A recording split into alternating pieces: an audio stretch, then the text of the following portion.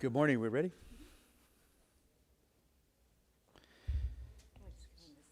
Sure. Even it out, right? We'll just even it out. Thanks for joining us. Xavier Becerra, Chairman of the House Democratic Caucus, joined by our leader, Nancy Pelosi, and our Vice Chairman, Joe Crowley. We are back in session. It's been 2 weeks since we've been in Washington, D.C. for votes. Members on the Democratic side had an opportunity to go back home, work in their districts, hear from their constituents, and now we're back ready to do our job, get some work done. We hope our Republican colleagues had a good 2-week district work period as well and are ready to roll up their sleeves. There is a lot on the agenda. We have a budget that, by law, should be issued by the House by April 15th. 2 days. And so far, the Republican majority here in the House has not put forward a budget. And so we're, again, going up to the edge of the cliff on these things. We're still waiting after 6 years for our Republican colleagues to come up with their alternative for the Affordable Care Act, which they say they'd like to replace. We know they want to repeal it. They've made over 60 attempts to repeal it, but they haven't yet told us what they would replace it with for the 20 million Americans who today have benefited from having health insurance through the Affordable Care Act. We know that last year, during budget negotiations in which our leader, Ms.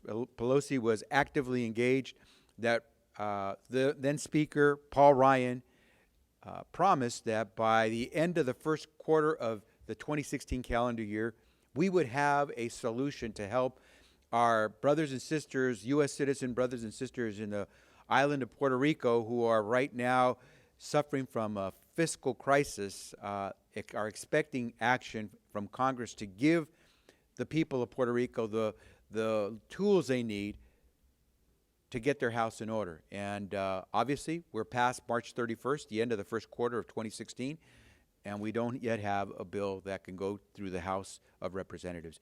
And so we had 2 weeks to think through what we need to do, to explain to our folks back home what we're going to get done. Now we hope we'll get some business done. It's something that must aggravate a lot of Americans as they watch. They have to get to work, get things done, perform, produce, and deliver, and they expect us to do the same. And so we're telling our Republican counterparts we're ready. We heard from our folks back home. We know what they want. They want us to get our work done. They want us to earn our pay. And so we're here to say we're ready to work and give us something that we can vote on, and let's get this done for the American people. And so with that, let me turn now to our leader, Nancy Pelosi. Thank you very much, Mr. Chairman. Your presentation was a reflection of some of the concerns that were addressed in our caucus. I'll focus on the budget piece. As our chairman has said, we are going into meeting a deadline for when a budget is due. I'm not so interested in the process of it as I am in the substance of it. What is a budget? The federal budget should be a reflection of our national values. What is important to us as a country should be reflected in how we allocate our resources. When we talk to people from about issues that relate to state government or national governments throughout the world, show me your budget, because you show me your budget and we will see what you value in your country. The budget that the Republicans have put forth, the Ryan budget, over a period of time, has been described by us as a road to ruin. It undermines, it eliminates the Medicare guarantee. It is hurtful in terms of investments in education. It increases poverty, as opposed to the president's budget and a budget budgets put forth by the Democrats, which are budgets that invest in the American people, grow our economy, keep us number one globally as we reduce the deficit. This is the classic battle that we have between trickle down. The road to ruin Ryan budget is about trickle-down economics. Feed the rich, feed special interest, and benefits may trickle down. On the other hand, we're talking about middle-class economics, recognizing that we are a consumer economy, and that what we do in our budget must increase paychecks to increase consumer confidence, to grow our economy in a way that is fair to the American people. So this is a very big distinction between the parties. But it's important to note that as disastrous as the Ryan budget is, it's not bad enough, cruel enough, brutal enough for some in his party who want to even go further, and that's why they have trouble getting the votes. Attention, please, on the budget. It has a direct impact on the lives of the American people. It has a direct impact on the success of our country. With that, I yield to the distinguished Vice Chair of the caucus, Mr. Crowley. Thank you, Leader Pelosi. As the leader has said, the Tea Party wing of the GOP, which, by the way, is responsible for the creation of Donald Trump in many ways, says its own party's budget, as the leader said, is not brutal enough. Let's think about that for a moment. Not brutal enough. And what we're talking about is the Republican demand for $6.5 trillion in additional cuts, the most extreme cuts ever proposed by Republicans on the Budget Committee. And that's not enough. $6.5 trillion in cuts that put at risk the most basic promises our government has made to the people of America, like Medicare, like Medicaid, like veterans' pensions and benefits, Pell Grants, just to name a few. That's not brutal enough. The Republican proposal to increase poverty and erode our nation's promise of basic economic security for all Americans, continuing to stack the deck for the wealthiest Americans at the expense of everyone else, is not brutal enough. Not brutal enough to satisfy the radical forces that have overtaken the Republican Party. While the GOP leadership tries to trip over itself to appease the fringe elements of their own party, it's the American people who pay the ultimate price. If that's not brutal or brutal enough, I don't know what brutal means anymore. And I just want to make one more comment, and that is on Mr. Trump. Mr. Trump doesn't like to refer to the fact that he's from Queens, New York. I'm from Queens, New York. We from Queens don't like to refer to Donald Trump as being from Queens, New York, so it's kind of even in that sense. But this Republican caucus in the House of Representatives is responsible for his creation. What he says today is a product of their support for an extremist agenda that will hurt the American people. And for that, the people of Queens, the rest of New York, and the rest of the nation are not happy. So I want to make one last comment as we get prepare for questions, and that is that the leader did put forward a challenge for all of us in the Democratic Caucus this morning. And as we look to perform for the American people and get ready to do right by the American people come November as well, she put a little mild challenge there that said, let's see if we can do as well as the Golden State Warriors are doing right now in basketball. And we'll find out if they break records by winning tonight. But clearly, there's a high standard. I think we on the Democratic side believe we can meet it. We just hope our Republican colleagues are up to that challenge as well. We'll take questions now. Mike. On Puerto Rico, Leader Pelosi, we saw your statement late last night. Sounds like you're gettable, but you're not there yet. What's it going to take to get the Democrats behind that bill? Well, thank you. Obviously, we all are aware of a crisis facing American citizens in Puerto Rico. We have a responsibility to help meet the challenge. What is being proposed is something that, contrary to negative ads on TV, does not cost the taxpayer $1. It's just the ability of Puerto Rico to be able to solve its problem. The categories of concern are, will the restructuring that is in the proposed legislation really work? Does the board scope and makeup in the legislation undermine the ability of the restructuring to work? As this is the heart of the matter, will the restructuring work? And that's the test that we have to put it to. In addition to that, there are concerns that we have about undermining the ability for the economy of Puerto Rico to come back with provisions to stopping any increase in the middle minimum wage over a period of time. There could be a compromise on that. We have concerns about the transfer of public lands to Vieques because we don't know if they can manage those lands. They are additional. They really aren't necessary to the legislation. The first part of it is the restructuring and the implementation of the restructuring are not there yet. This bill is on a path that may achieve its goal, but it's not there yet. And so our measure is really, does it work? Yes. I had a question about Flint aid. Before the recess started, you said that the Republicans shouldn't leave without bringing up a supplemental Right. for Flint aid. Do you have any update on what's happening there? Are we likely to see any progress on that this week? Well, from our standpoint, there are two issues that need a supplemental urgently. I would say three, but there may be another path for the third. The three are Zika, secondly, Flint, not in any particular order, Flint, and the third, the opioids crisis. The Senate has already passed the opioids bill, but with no funding. We'd like to see funding in a supplemental for that. But on the Zika, on the Flint issue, we do not see a positive response to the needs in Flint. The response we keep getting from the Republican majority, and this may not be official, but the feedback we're getting is this is Michigan's problem. While they praise the governor for how he dealt with this, they're leaving the problem at his doorstep, and we're saying we think there should be a joint collaborative effort between Michigan and the federal government to help Flint. This is a moral challenge. It challenges our conscience, how we meet the needs of the children of Flint.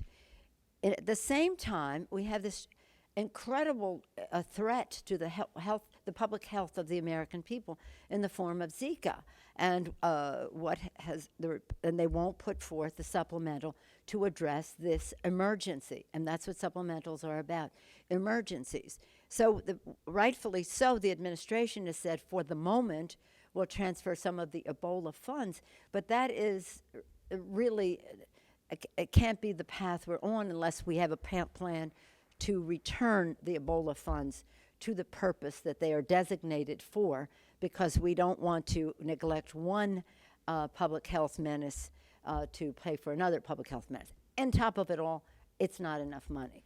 So we, again, have a moral responsibility as the Congress of the United States to address this Zika challenge. Why are we saying it? We're taking from another public health challenge. It isn't smart.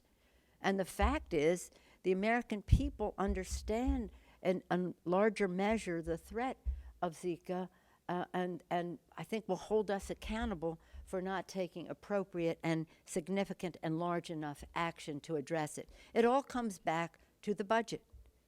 What is important to you? How do you allocate resources? This is important to our country. It affects so much, without going into the details of the public health threat that Zika is, to say that Dr. Fauci and also the head of the CDC spoke out yesterday, Monday, about the fact that this is a threat and that was not a smart move to use Ebola funds, but that's the only option that we have because of the resistance to it.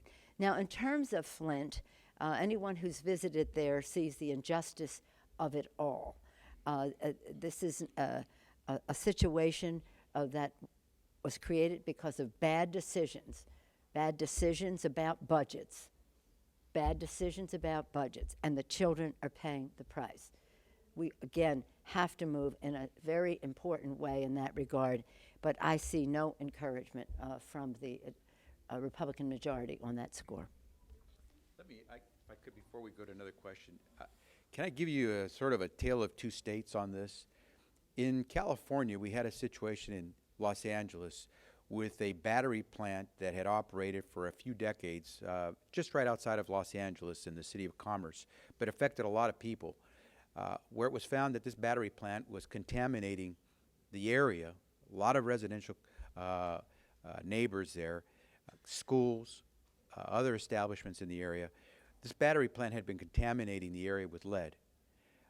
It has now been shown that more than 10,000 families have been impacted by the release of lead by Exide over the years. Many families are being tested. Kids are being tested and found to have elevated levels of lead. Exide is ultimately responsible for this under the laws of the state to pay back and remediate for all of this, both in terms of the health impacts and in terms of the environment. Exide is slow walking this. This past month, Governor Brown and the state legislature in California stepped to the plate and will provide $176 million of assistance that will come fairly immediately to help families. Because while we intend to go after Exide for every single dime it costs, both in terms of the health impact and the environmental impact of what Exide has caused, we don't have time to wait. Because lead can be so damaging to everyone, including young children. And so Governor Brown stepped to the plate. Our legislature stepped to the plate. Now you take a look at Michigan and look at what Governor Snyder's doing. You got to wonder if the leadership in the state of Michigan cares more about its public image than it does about their people. And it's time for Governor Snyder to step to the plate. Members here in Congress are ready to work with Governor Snyder to take on this immediate challenge of helping families that are impacted by lead. Let's go after those who are criminally responsible, legally liable, but let's not wait till we resolve some case in court 3 years from now while families are suffering and kids may be having their lives impacted forever. And so it's a tale of two states. It makes it very clear that government can be done on the cheap, or it can be done as a first responder to take care of the needs of its people. And I think California and Los Angeles and the situation with Governor Brown versus Governor Snyder gives us a clear example of how you actually represent the people of your state. Question? Can I just say one thing to that? What Javier, I think, made reference to is that this may very well be the tip of the iceberg in terms of pollutants in what is a critical system, and that is our water system, our drinking water in the United States, for different reasons. And that what is happening in Flint is just the beginning, I think, of more and more things to come to light. And what the American people want to know is whether or not the Republican caucus, the Republican conference in the House of Representatives, has the back of the people of Flint, Michigan. That's what they're demonstrating today, because if you don't have it for them, how can you have it for people in Los Angeles? How can you have it for people in upstate New York? How can you have it for people all over the country that may very well be facing similar, if not exactly what Flint is facing today? That's what they want to know. Does the Republican conference in the House of Representatives have the back of the people of Flint, Michigan? And so far, they failed to show that. They're siding, from my opinion, with those who polluted the system, with a governor who refuses to take action to help the long-term effects of this. As Leader Pelosi has said, the children get hurt the worst here. This is a lifetime, possibly a lifetime commitment that needs to be made to the people of Flint and elsewhere. Yes. Any reaction about to Speaker Ryan's announcement yesterday saying that he will not accept the nomination of the president? No. Next question. Are you surprised that the April 15 deadline for the budget will be missed? No. Say anything to We're shocked Easy answers. that there's gambling going on in this place. But you understand how every question comes back to the budget. Show me your budget. Show me your budget, state of Michigan, that you decided it was a good idea to save money to unleash water that was untreated so that children could get hurt. And you know what? You didn't end up saving very much money after all, because the cost of remedying the consequences of that water being drunk by those children will be to the tunes of billions of dollars, whether it's early childhood education, whether it's addressing their physical needs well into the future, whether it's an opportunity cost to the community in terms of economic development. If you go to Flint, as many of us have done, you will see that people there will say, well, I had a restaurant, but I depended on business people coming in from businesses in the region. Those people have left because their families did not want to be subjected to the threat of this bad water in the region. So it has a downward spiral effect on the economy of the community, more importantly, on the health of the children. And that will have, most importantly, the cost to them personally, but will have a fiscal cost to the budget as well to meet those needs. So when you talk about them not meeting the budget deadline, well, that nothing is surprising here. Is anybody surprised by anything here? Does the word surprise still exist in the lexicon of Capitol Hill? But it is remarkable to behold that they would put forth budgets that are not in keeping with the health and well-being of our children, the economic security of our families, the healthy environments and safe environments in which they need to thrive, and an economy that gives them opportunity. So it's not surprising. It's true to form, and it only gets worse. And in terms of the political consequences of all of this, I think it's really important to note that whatever the Republicans are saying, and Mr. Becerra referenced this, you cover Congress, you've seen this. The fact that the Republican establishment is all of a sudden shocked at the behavior of the presidential candidates, that's shocking, because the fact is they're a direct reflection of statements made by members of Congress. Members of Congress who are chairs of committees, who are in a position to impact public policy here, but you don't see the establishment saying about the members of the House Republican Caucus, you shouldn't be speaking that way. It's beneath the dignity of your office, while they are distancing themselves from Trump, who is a direct reflection. What has he said about Muslims? Look at the public record regarding Chairman Peter King when he was chair of the Homeland Security Committee. That is shocking. But what do they say about immigrants? Look at the record of Steve King, no relation to Peter King, and what he has said about immigrants. Disrespect for women. Look at the record all along here in that regard. He has said Trump, criminalize, make it a crime for a woman to end a pregnancy. Look at how many times in the Congress Republicans have taken up initiatives to impede access to reproductive health by not just the person who is insured, but the behavior of other members of their families. This is a shocking place. And that's why it's shocking to see that the Republican establishment ignored it here, disassociates itself with Trump. But the fact is, these presidential candidates and their statements are a reflection of what we see every day. Some of you have reported it in the Congress of the United States. So, getting back to the budget, every decision that we make relates to some allocation of resources, by and large. Not all. Puerto Rico is not about money. I wish that it were. I wish we were doing earned income tax credit and Medicaid and things like that, but it's not about that. It's about a value system, but it's not about an allocation of resources just yet. But almost every decision that is made has an impact on people's lives. This budget debate is as serious as it gets. And the Road to Ruin Ryan budget is not a statement of American values. If he thinks that not running for president will take the spotlight off of that, that's not the case. I have great respect for the Speaker because I do believe that he believes in his budget.